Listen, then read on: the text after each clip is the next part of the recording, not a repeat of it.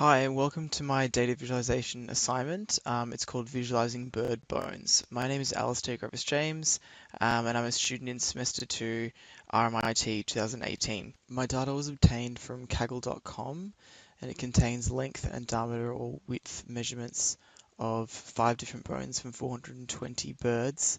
The data may thus allow us to explore a relationship between bird groups and bone physiology.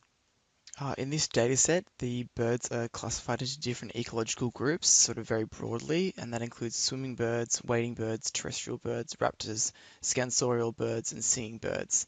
The final two aren't included in this particular dataset.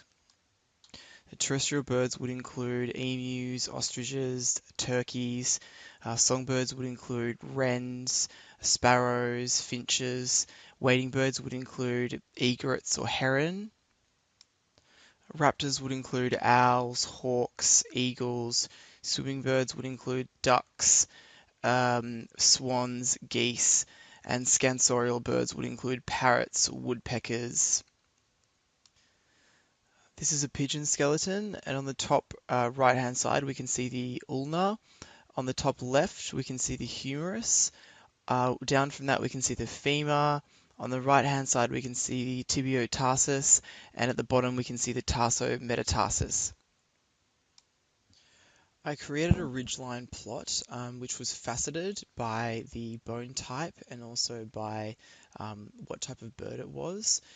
And so the orange represents the length measurements and the blue represents width measurements. So at a cursory glance, this plot allows you to compare the length and width distribution within a certain bone, within a certain type of bird. What's really interesting is we can see, for example, in the top left-hand corner, wading birds are sort of really smeared out for the femur in terms of length and width, whereas if we move down to terrestrial birds, we can see immediately that there's a huge amount of correlation between the femur length and width.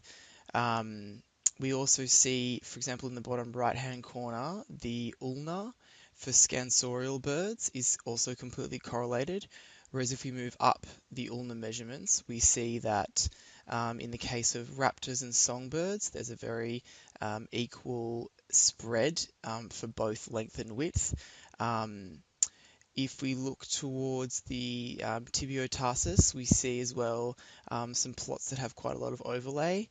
So overall, this gives us a really great understanding of how the different bone distributions in terms of measurements are comparable between birds and bones.